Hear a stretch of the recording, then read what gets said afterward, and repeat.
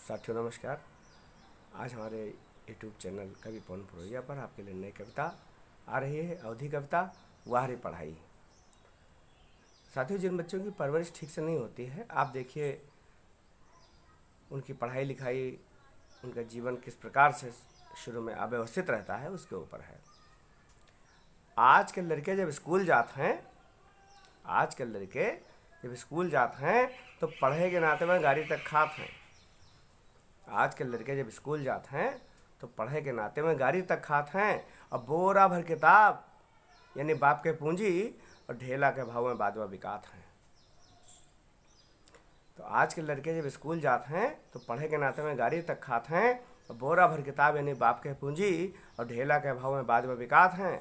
और बप्पा बेचरू कर्ज काढ़ के लड़का का पढ़वावत हैं और पढ़ियो ना तो घसिए छुलियो आपन दर्द सुनावत हैं। और लड़का जब घर से पढ़े जाते हैं तो रास्ते में क्लास लगावत है। और स्कूल के मुँह तो बहु न देखिस और फीस के मजा उड़ावत है। और नाव कटे पर जब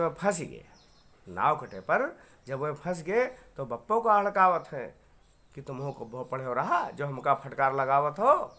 आपन मुँह तुम सी के राखो, कहते हैं आपन मुँह तुम सिल लो।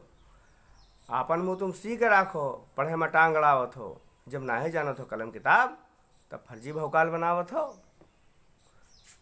साथियों धन्यवाद। अगर आपको पसंद आई हो तो लाइक शेयर और कमेंट कीजिए, सब्सक्राइब करिए। शुक्रिया।